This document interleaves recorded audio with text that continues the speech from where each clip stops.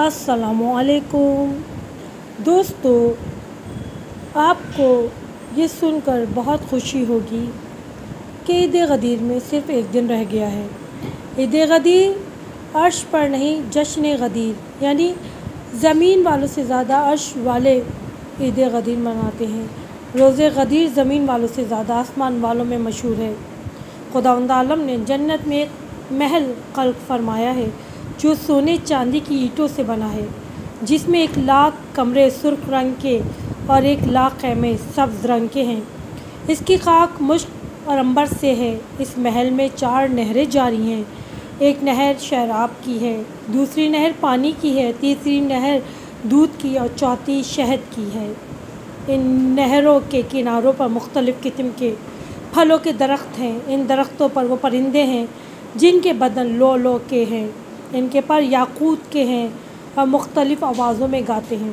दोस्तों, अगर आपको मेरी वीडियोस अच्छी लगती है, मेरे चैनल को लाइक कीजिए, सब्सक्राइब कीजिए और शेयर कीजिए।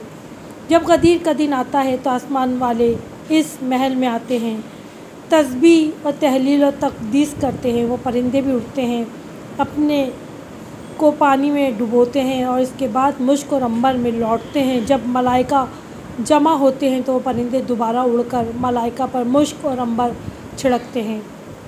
गदीर के दिन मलाइका फ़ातिमा ज़हरा अलैहिस्सलाम की निछावर एक दूसरे को हदिया देते हैं। जब गदीर के दिन का इख्तिताम होता है तो निदा आती है, अपने अपने दर्जात और मर्तबात पर पलट जाओ कि तुम मोहम्मद और अली अलैहिस्सलाम के एहतराम की वजह से अगले साल आज के दिन तक हर तरह की लर्जिश और ख़तरे से अमान में रहोगे।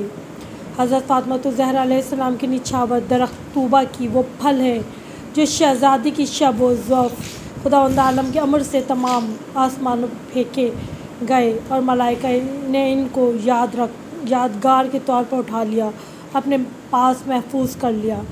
इस अल्लाह के लिए हम्द है जिसने हमें अमीरुल मोमिनीन अलैहिस्सलाम की और इनके बाद आइम्मा अलैहिस्सलाम की विलायत इमामत को मानने वालों में से करार दिया।